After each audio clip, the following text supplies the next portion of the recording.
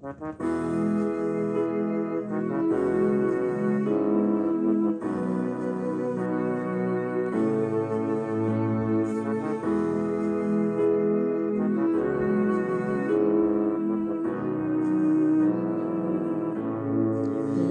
a été lancé,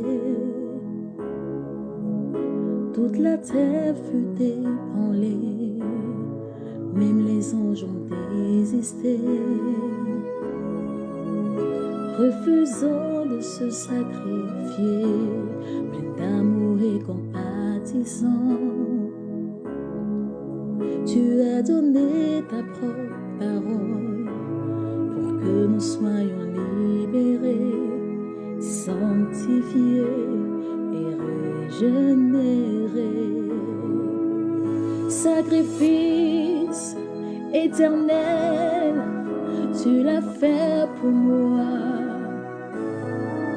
Tu as régné ta vie pour me racheter. Sacrifice éternel, tu l'as fait pour moi.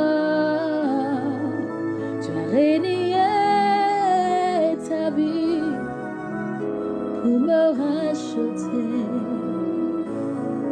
Humilié, méprisé, rejeté par les tiens, dans le jardin de Gethsemane. Adieu, tu t'es livré, tu es rentré une fois pour toutes dans le lieu très saint. Tu as donné ta vie pour que nous soyons sauvés. Sacrifice, tu l'as fait pour nous. Tu as régné ta vie pour nous racheter. Il n'y avait personne dans le ciel, sur la terre et sous la terre. Il n'y avait personne dans le ciel, sur la terre et sous la terre. Il n'y avait personne dans le ciel, sur la terre et sous la terre. Il n'y avait personne dans le ciel, sur la terre et sous la terre.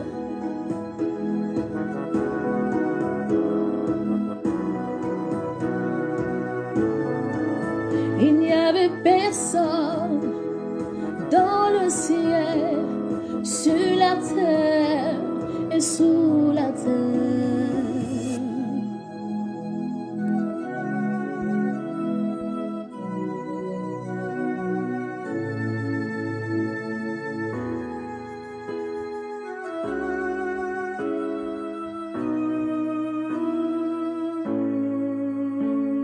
Bonsoir frères et sœurs en Christ, que la grâce de Dieu repose pleinement sur vous.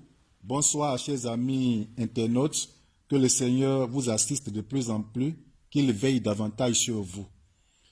Je voudrais vous encourager à rester tenaces parce que nous allons allègrement vers la fin du combat. Bientôt le déconfinement va commencer et chacun pourra librement vaquer à ses occupations.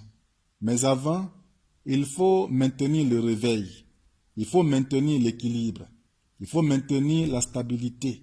Et je souhaiterais qu'au sortir de ce confinement, au sortir de cette crise, que la vie que nous avons cultivée, la vie que nous avons créée au sein de l'Église, même si nous sommes présentement chacun dans sa famille, que cette vie continue, parce que c'est déjà une très bonne chose, c'est un bon fondement qui a été ficelé, qui a été mis par l'Esprit du Seigneur lui-même. Je voudrais encourager cet esprit, cette pensée positive que nous avons eue et qui est devenue une réalité, qui est en train d'être très bénéfique actuellement pour notre communauté. Alors que Dieu vous fortifie et restons tenaces jusqu'au bout de ce combat. ce soir, avant qu'on ne prie ou avant que je ne prie pour vous, je voudrais donner cette méditation, partager ce message dont le thème est « Qui enverrai-je pour relever le défi de l'heure ?» Oui, il y a un défi à relever présentement. Ce défi consiste à maintenir le réveil qui est là. Ce défi consiste à gagner des âmes même étant dans le confinement. Ce défi consiste à rester debout, à rester déterminé, à rester fort d'esprit et à rester dans cette victoire jusqu'au sortie du confinement et que même la victoire que nous avons acquise dans le confinement reste telle après le confinement par la grâce de Dieu pour nous permettre encore de faire des exploits avec le Seigneur. Dieu, le créateur de l'univers, a un besoin fondamental, le salut de l'humanité pour lequel il est venu sur terre, dans un corps s'identifiant à nous, accomplissant un ministère glorieux, acceptant de mourir sur la croix de Golgotha pour effacer nos péchés, pour guérir nos maladies par ses meurtrissures. Et comme vous le savez, après la mort de Jésus, après son ensevelissement, il ressuscita le 3e jour. Et après sa résurrection, il monta donc au ciel auprès de Dieu pour nous préparer une place, pour assurer notre avenir éternel. Et depuis ce temps, Dieu n'a pas cessé de travailler. Jésus même avait confié la mission à ses disciples de perpétuer le ministère, de continuer le ministère qu'il leur a laissé. Donc Dieu cherche encore jusqu'aujourd'hui des hommes dynamiques. Dieu cherche encore jusqu'aujourd'hui des femmes dynamiques. Dieu cherche encore parmi nous aujourd'hui des jeunes dynamiques, engagés, déterminés pour accomplir ses desseins, pour maintenir le réveil, pour sauver des âmes, pour communiquer la vie, pour impacter l'humanité par la parole, par la puissance de Dieu. Et nous allons voir ce soir l'histoire de 2 hommes de Dieu.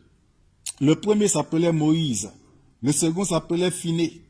Concernant Moïse, dans Exode 4, versets 2 à 4, il est dit de Moïse, « L'Éternel dit à Moïse, qu'y a-t-il dans tes mains ?» Il répondit, « Une verge. » L'Éternel lui dit, « Jette-la par terre. » Et il la jeta par terre et elle devint un serpent. Moïse fuyait devant lui.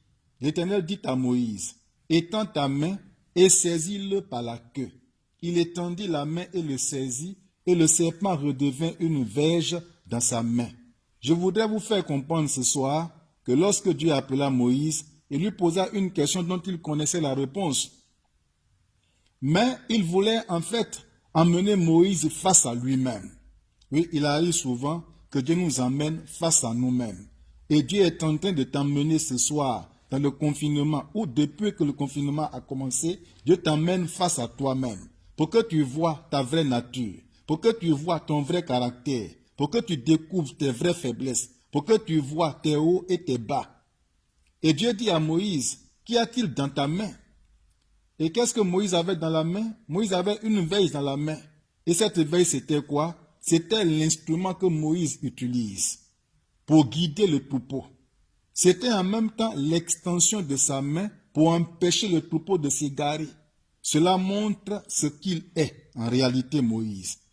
Cela montre également ce qu'il fait comme profession dans la vie. Cela montre son autorité sur le troupeau. Bien aimé, cette verge symboliquement représente un homme quelconque. Oui, je dis bien un homme quelconque. Cette verge également représente l'appui de Moïse, son appui quotidien. Sur cette verge qui s'appuyait dans les montagnes, dans la brousse, dans le désert. La verge était l'appui quotidien de Moïse. Comprenez ceci. Moïse qui auparavant devait diriger le peuple d'Égypte ne dirige qu'aujourd'hui qu'un troupeau dans le désert. Ne voyez-vous pas? C'était un rabaissement total. Et qu'est-ce que Dieu lui dit encore dans ce qu'il est en train de faire? Dieu lui demande de jeter la verge qui était son seul appui, de la jeter par terre. Ce que Moïse fait, abandonnant ainsi ce qu'il croit être, ce qu'il croit faire. En faisant cela, il a la révélation que ce sur quoi il s'appuie n'est pas bon. Car il est dit que la verge se transforma en serpent. Et cela le fait fuir, car il eut peur. Bien-aimé, lorsque le Saint-Esprit nous révèle ce qui est caché et le met à la lumière, nous agissons parfois comme Moïse. Je disais tantôt que chacun prenne le temps pour se regarder en face. Lorsque le Saint-Esprit va te révéler ce qui est caché en toi, ça peut te faire fuir comme dans le cas de Moïse. Nous prenons peur de ce que nous voyons même en nous. Je voudrais savoir ce soir, bien-aimé, sur quoi prends-tu appui pendant ce temps de crise? Même avant ce temps de crise, sur quoi prenais-tu appui? Quelle est la motivation derrière ce que tu fais, ce que tu faisais? Bien-aimé, si vous voulez que Dieu vous utilise puissamment, vous serez amené avant tout à vous regarder en face. Oui, regardez-vous en face, afin de réaliser que votre appui n'est qu'en Dieu. L'homme n'est rien, l'homme ne peut rien faire sans Dieu. L'homme ne peut pas mener un combat quelconque sans Dieu. L'homme ne peut pas remporter la victoire sur les sorciers sans Dieu. L'homme ne peut pas vaincre la maladie sans Dieu. L'homme ne peut pas vaincre la malédiction sans Dieu. L'homme ne peut pas réussir, avoir le vrai succès sans Dieu. Notre appui, c'est Dieu. Tout ce que nous faisons se trouve en Dieu, se trouve avec lui. Tout vient de lui. Et nous ne sommes rien sans lui. Qu'est-ce que cela veut dire? Dieu dit ensuite à Moïse, « Étends ta main et saisis le serpent. » Nous savons tous ici qu'il n'est pas facile de saisir le serpent par la queue. Mais là, Moïse fait ce que Dieu lui demande. Moïse saisit le serpent par la queue, faisant ainsi preuve d'autorité sur le serpent, et le serpent redevient une verge dans la main de Moïse. Moïse surmonte donc la peur. Moïse réalise qu'il n'a pas à avoir peur. Moïse réalise qu'il a autorité et il le fit par la foi. Bien-aimé, pour relever le défi dont je parle ce soir, Dieu nous donne la puissance, Dieu nous donne le charisme, Dieu nous donne l'onction, Dieu nous donne l'autorité pour détruire les œuvres du diable. La preuve est que Moïse a bouleversé tout l'Égypte par le biais de cette verge. Donc, dans un premier temps, comprenons que Dieu nous regarde et nous montre et nous met en face de nous-mêmes pour que nous puissions voir toutes nos faiblesses, pour que nous puissions reconnaître tous les tares qui sont en nous, pour que nous puissions reconnaître cette vie désagréable, cette vie ténébreuse, cette vie ambiguë qui est en nous. Et nous la fait voir et il nous emmène à quitter cette vie orgueilleuse, cette vie de cupidité, cette vie de méchanceté, cette vie de colère, cette vie de médiocrité, à nous en repentir sincèrement et nous dit que nous pouvons avoir, ou alors que nous avons autorité sur cette vie négative. Et non seulement nous avons autorité sur cette vie négative, mais nous avons en même temps autorité, plein pouvoir sur toutes les œuvres des ténèbres. Et c'est ce qui arriva autrefois à Moïse.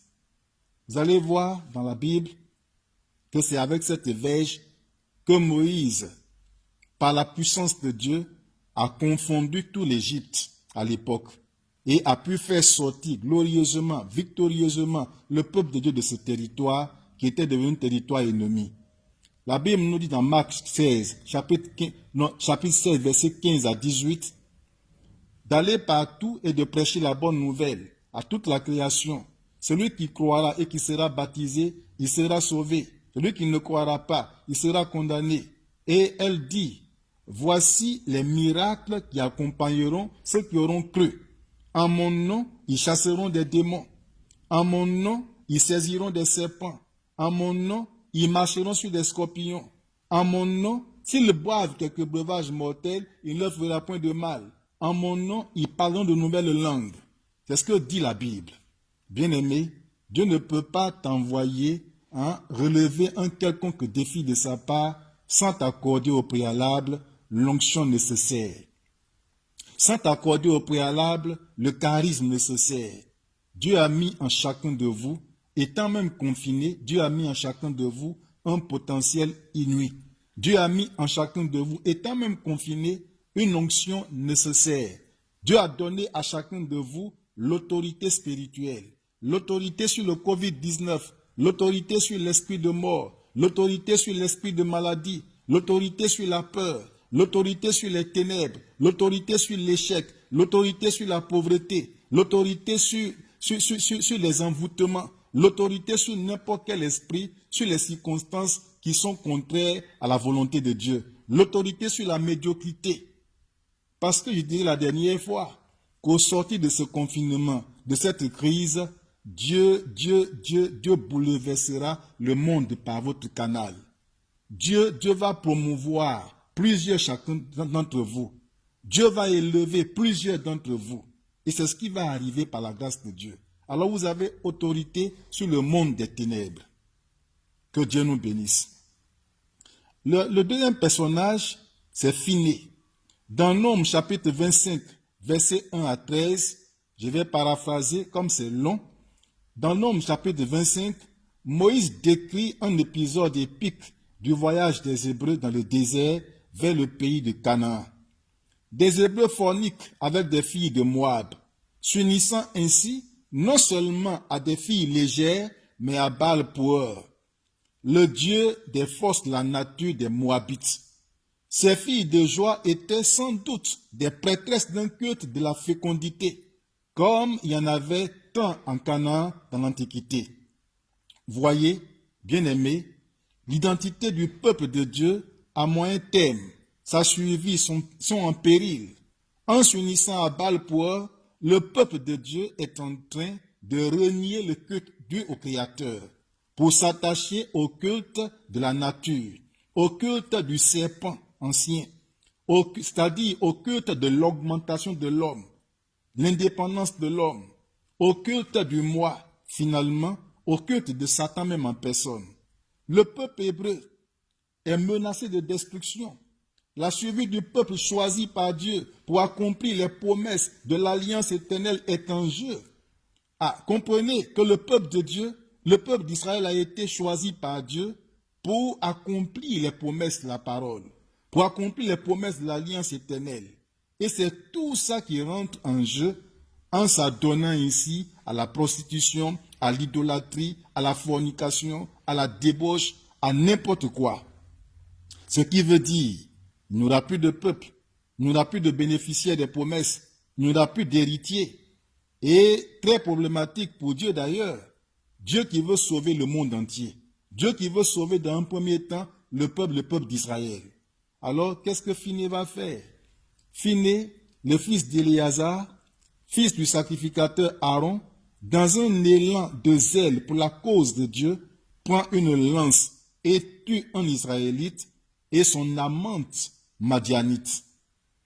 L'acte posé ici par Phiné, si c'était de nos jours, on le considérerait comme un acte incontrôlé, un crime pour motif religieux, une violence, quelqu'un qui tue deux êtres humains à bout portant, un homme et sa femme dans une maison et il les tue. C'est un criminel.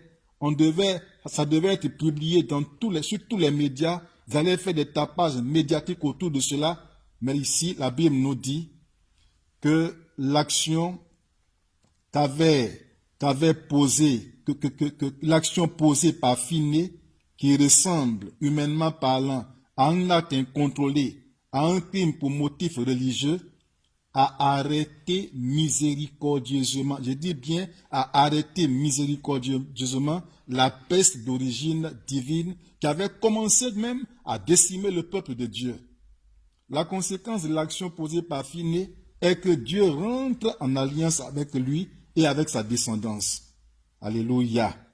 Notons que Phiné était fils de sacrificateur, donc lui-même sacrificateur, et voyez le zèle qui l'anima.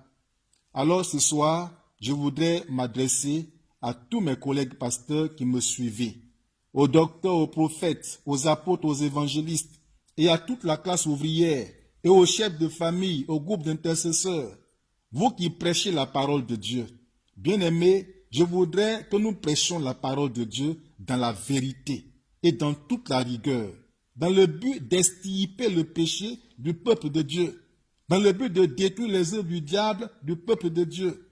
Nous ne sommes plus à l'heure de la bondiaiserie, où on passera le temps, Dieu est bon, Dieu est bon, Dieu est bon, payez vos dîmes, envoyez vos offrandes, prenez soin des pasteurs. Et derrière ou dans le fond, il n'y a pas un message fondamental qui éclaire les hommes, les femmes qui viennent dans la maison de Dieu, qui leur donne des orientations claires pour leur propre salut. N'oubliez pas, bien-aimés, que nous venons à l'église pour le ciel. Nous venons à l'église dans un premier temps pour aller au ciel.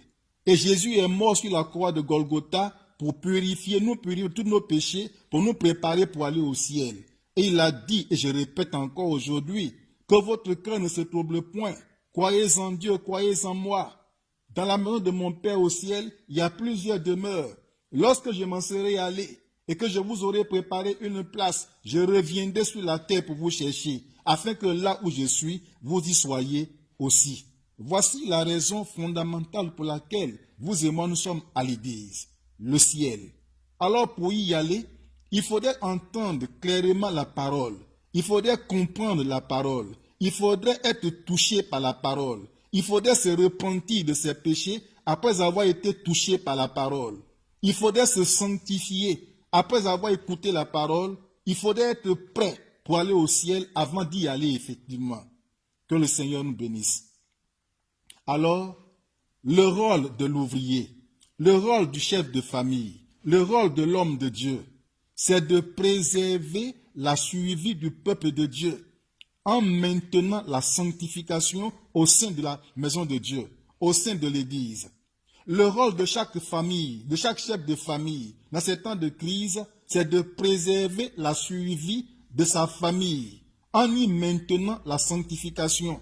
Nous ne sommes pas à l'heure où la famille doit s'asseoir pour méditer des choses négatives. C'est-à-dire, dans le confinement, vivre dans la rébellion. Dans le confinement, vivre dans le désordre. Dans le confinement, passer le temps à regarder des films pornographiques, à regarder des images obscènes, des images de violence qui détruisent sa vie. Passer le temps à murmurer, à calomnier, à se moquer, à faire des choses qui n'ont rien à voir avec la parole de Dieu. Nous ne sommes pas à cette heure. Car la Bible dit que nous sommes, vous et moi, une race élue, un sacerdoce royal, une nation sainte, un peuple acquis. Pour faire quoi? Pour annoncer les vertus de Dieu. Je répète, la Bible déclare que vous et moi, nous sommes une race élue, un sacerdoce royal, une nation sainte, un peuple acquis pour annoncer les vertus de Dieu. La lance de Finet symbolise la parole de Dieu. Je sais que de plus en plus, faire l'œuvre de Dieu devient compliqué et devenant de plus en plus difficile avec le temps. Parce que plus les jours passent, plus les mois passent, plus les années passent, l'humanité devient criminelle, méchante. Les gens s'éloignent de Dieu, les cœurs s'endurcissent, des lois sont votées contre la parole de Dieu, des lois sont votées contre l'Église. Et de plus en plus, le péché ne fait qu'atteindre son paroxysme. Nous constatons que les hommes deviennent très méchants, très médiocres, méchants, rebelles, irreligieux, homosexuels, sorciers, cruels, cupides, prostituées, orgueilleux, arrogants. Nous constatons cela de plus en plus. Et prêcher la parole de Dieu deviendra de plus en plus difficile. Dire la vérité deviendra de plus en plus difficile. Mais je voudrais encourager chacun ce soir à tenir ferme la mission pour laquelle Dieu nous a appelés en tant que serviteurs de Dieu, la mission pour laquelle Dieu vous a établis, vous qui m'écoutez en tant qu'ouvriers, qui êtes nos auxiliaires. Cette mission est de relever ce grand défi, prêcher la sanctification, purifier le peuple de Dieu par la parole, éclairer le peuple de Dieu par la parole, emmener les gens à se donner à fond, emmener des gens à abandonner le péché, à laisser leur penchant pour se consacrer, pour se conformer à la parole de Dieu. C'est ce à quoi nous sommes appelés, vous et moi. Que le Seigneur nous bénisse. Alors que dans ce confinement, chacun demeure dans la présence de Dieu. Que chacun parvienne, par la grâce de Dieu, à maintenir l'équilibre au sein de sa famille. Que chacun parvienne à maintenir dans sa famille la sainteté, la présence de Dieu. Que chacun parvienne également, tout comme Moïse l'a fait, à oser, à se lever avec sa verge, l'autorité que Dieu lui a octroyée, détruire les œuvres de Satan existant dans sa famille et même à l'extérieur de sa famille. Parce que Covid-19 peut être à l'intérieur comme à l'extérieur Donc détruisons-le à l'intérieur et à l'extérieur. Et même s'il n'y a pas de démons à détruire dans les familles, levez bien la main d'autorité. Le combat étant un combat spirituel, détruisons les forces du mal autour de nous. Et le Seigneur dit que la victoire est déjà acquise. Car nous n'avons pas, vous et moi, à lutter contre la chair et le sang, mais contre nos ennemis qui ne sont que des ennemis ténébreux, les forces du mal, les autorités, les dominations, les principautés et tout esprit méchant dans les lieux célestes. Alors que la grâce de Dieu repose pleinement sur vous. Les défis à relever sont ce que j'ai cité, combattre le vrai combat, détruire les œuvres du diable et extirper du milieu de nous le péché pour maintenir la sanctification, la présence de Dieu. Que le Seigneur nous bénisse. Sur ce, nous allons prier par la grâce de Dieu. Ô Jésus, que la gloire te revienne à toi seul. D'où Jésus, que l'honneur et l'élévation te reviennent. Merci pour cette parole qui nous booste encore ce soir. Merci pour cette parole qui nous éclaire encore ce soir. Merci pour cette parole qui est une révélation fondamentale pour nous permettre, Éternel des armées, d'avancer, de demeurer dans la foi, de rester attaché à toi. Merci pour mon frère qui vient d'écouter cette parole. Merci pour ma sœur qui vient de la recevoir. Que cette parole, Père Tout-Puissant, pousse également dans leur cœur, que cette parole leur donne la force, l'énergie nécessaire pour rester tenace dans ce combat, pour rester tenace dans cette crise et remporter la victoire sur tous les ennemis du temps. Glorifie pleinement ton nom au nom de Jésus-Christ. Je vais prier pour toi, mon frère, et te recommander au Seigneur. Mais avant, il faut prier pour demander pardon à Dieu. Je vais encore t'aider à prier pour demander pardon à Dieu. Que chacun élève la voix, quel que soit là où il se trouve, pour demander pardon à Dieu. Oui, Dieu a dit à Moïse, jette la verge par terre. Moïse la jeta par terre et la verge devint un serpent. Dieu voulait que Moïse se voie lui-même là en face, qu'il voit sa vraie nature. Alors, bien-aimé, vois ta vraie nature ce soir. Vois également ton vrai caractère ce soir. Finé à transpercer deux hommes, un homme et une femme, par le bas-ventre avec sa lance, parce que c'est l'amant et l'amante étaient en train de pécher. Ils étaient dans la prostitution et leur bas-ventre a été percé par la lance de Finé. C'est le désordre dans le peuple de Dieu. Tu vas te voir également en face et te repentir ce soir de tous tes péchés, de toutes tes faiblesses. Seigneur, je te recommande mon frère, je te recommande ma sœur, je demande pardon en sa faveur pour que, Père, quel que soit le péché dans lequel il vit, la colère qui est dans son cœur, la mondanité qui domine sa vie, la prostitution, la pornographie, la rébellion, l'orgueil, le refus d'obéir à ta parole qui caractérise sa vie lui soit pardonné ce soir. Ta parole déclare que si nous confessons nos péchés, tu es fidèle et juste pour nous les pardonner et pour nous purifier de toute iniquité. Seigneur, souviens-toi de mon frère, souviens-toi de ma sœur, relève-la. Le péché détruit, le péché éloigne de toi, le péché constitue pour nous des blocages. Le péché, Seigneur, t'emmène à te détourner de nous. C'est pourquoi j'implore ta clémence ce soir sur la vie des uns et des autres, afin que, Père Tout-Puissant, tu nous sois à nouveau favorable, en nous relevant, en relevant mon frère, en relevant ma sœur, en reconstruisant sa vie, au nom de Jésus-Christ. Seigneur, merci. Tu vas mettre ta main sur ton cœur ou sur ta tête, et je vais prier pour toi. Il y a des esprits qui te contrôlent. Il y a des caractères qui ne sont pas bons, qui caractérisent encore ta vie et qui t'éloignent de Dieu. Je vais prier pour te libérer de ces choses et tu vas bénéficier ensuite de la grâce de Dieu. Parce que l'autorité que Dieu m'a donnée, il va te la donner ou il te l'a donnée, mais il faut qu'il te rende opérationnel. Tu mets ta main sur ton cœur, sur ta tête, s'il te plaît. Seigneur, je te recommande ton fils. Je te recommande ta fille éternelle, que tout esprit de domination ayant contrôle sur sa vie, ayant domination sur sa vie, soit ôté de sa vie maintenant.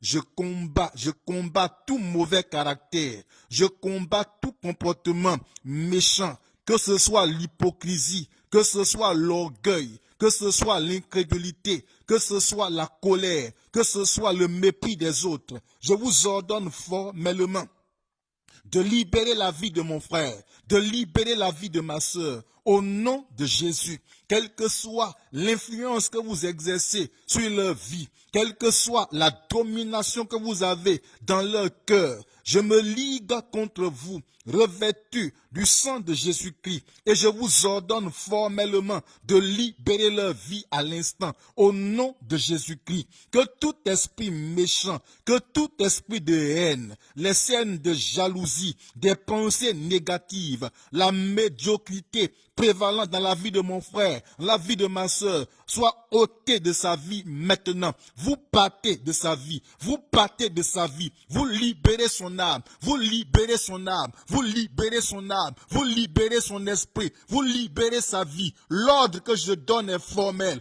Priez bagage et allez-vous-en. Priez bagage et allez-vous-en. Libérez sa vie à l'instant, au nom de Jésus-Christ de Nazareth. Ô Seigneur, tu es celui qui règne.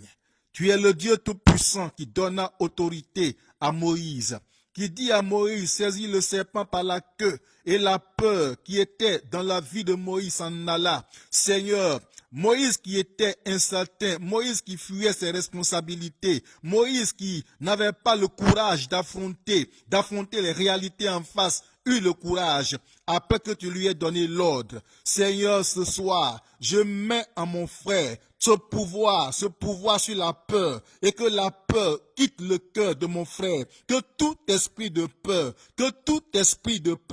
s'en aille, quelle que soit l'influence que tu as sur la vie de mon frère, sur la vie de ma sœur. Je t'ordonne de libérer sa vie, libère sa vie, libère sa vie, libère sa vie, que le doute, l'incertitude également, le doute, l'incertitude, l'incrédulité soit ôté de la vie de mon frère et de ma sœur, au nom de Jésus-Christ. Seigneur, merci. Et que toute forme de malédiction, car le pouvoir que tu nous donnes, c'est sur la malédiction, c'est sur la mort physique, c'est sur la mort spirituelle, c'est sur les ténèbres. Je dissipe ce soir toutes les ténèbres dans la vie de mes frères, dans la vie de mes sœurs. Je combats toute autre domination de la sorcellerie contre leur vie, les blocages dans leur vie, la malédiction sur leur vie. Je vous ordonne de vous en aller. Je brise tous vos liens par l'autorité que Dieu m'a octroyée au nom de Jésus. Merci Seigneur. Tu vas lever tes deux mains vers le trône de Dieu. Tes mains que tu lèves maintenant symbolisent ton cœur. Je vais bénir ton cœur et dire à Dieu de déverser en toi, sur toi sa puissance, parce que l'objectif de Dieu ce soir, c'est de te permettre de relever les défis de l'heure, la prière, la victoire remportée, le maintien de l'équilibre spirituel dans ta vie, le maintien de la sanctification dans ta vie. Lève les deux mains et je vais proclamer sur toi des paroles de bénédiction, de restauration. Gloire à toi seul, Seigneur. Éternel, tu as besoin d'hommes et de femmes dynamiques, des personnes compétentes, des personnes au potentiel inouï. Seigneur, potentiel que tu leur donnes toi-même pour accomplir tes desseins, pour relever le défi ou bien les défis de l'heure. Alors manifeste-toi pleinement et puissamment dans la vie de mon frère. Manifeste-toi pleinement et puissamment dans la vie de ta fille. Daigne répandre ta grâce sur leur vie en les restaurant. Ta parole déclare que Seigneur, tu enverras ton esprit sur nous pour nous rendre opérationnels, pour nous rendre capables, pour nous rendre dynamiques. C'est pourquoi non seulement remplis leur cœur de ta présence, mais aussi galvanise-les par ta puissance. Et que Père, la peur qui les emmenait à trembler devant le Covid, la peur qui les emmenait à s'inquiéter, à être toujours tristes, crispés. Seigneur, que cette peur soit ôtée de leur cœur. Je leur communique la foi. Je leur communique la foi. Je leur communique la foi, la détermination. Je leur communique la foi, la détermination. Je leur communique la foi, l'audace. Et que Père Tout-Puissant, ils parviennent à affronter n'importe quel ennemi et à les terrasser au nom de Jésus-Christ. galvanise-les par ta puissance, galvanise-les par ta puissance, donne-leur l'autorité nécessaire afin de commander, afin de dominer, afin de détruire les forces du mal, qu'aucune puissance des ténèbres ne leur résiste, qu'aucune puissance des ténèbres ne leur résiste, qu'aucun démon, qu'aucun sorcier, qu'aucun mystique, qu'aucune maladie, qu'aucune circonstance contraire à ta volonté ne leur résiste. Au nom de Jésus-Christ de Nazareth, Dieu Tout-Puissant, merci pour ta grâce et ta gloire qui sont manifestes maintenant dans la vie de mon frère et de ma sœur. Merci parce que ceux qui étaient tombés, tu les relèves, Seigneur. Merci parce que ceux qui étaient assoupis, tu les réveilles, Seigneur. Merci parce que ceux qui étaient abattus et même presque vaincus, tu leur donnes la victoire, l'énergie nécessaire pour qu'ils reprennent le combat. Merci parce que ceux qui avaient des mauvais caractères, qui étaient encore charnels, comme Moïse, Seigneur, tu leur donnes un caractère, un nouveau caractère, ton caractère, ta douceur, ta tendresse, oui, ta maîtrise de soi, ton humilité, tu leur communiques ton caractère. Merci parce que ceux qui n'avaient aucune puissance, Seigneur, tu leur donnes la puissance nécessaire afin de dominer, de régner, d'impacter leur environnement, de dominer sur les démons et de remporter cette grande victoire. Béni soit ton nom. Je bénis les familles, Seigneur. Je bénis les enfants. Je bénis tes filles. Je bénis tes fils. Je bénis, Père Tout-Puissant, toutes leurs activités étant même confinées. Je bénis, Père Tout-Puissant, leur séance de prière afin que de plus en plus tu les assistes et que tu les rassures que tu es avec eux. Sois béni, Seigneur. Sois élevé, Tout-Puissant. Au nom de Jésus, que tout le monde dise Amen. Alors, à la prochaine. Le mardi prochain, nous serons encore en ligne. Que la grâce de Dieu repose pleinement sur vous. Bisous, bisous, bisous à vous tous. Que Dieu vous bénisse. À bientôt.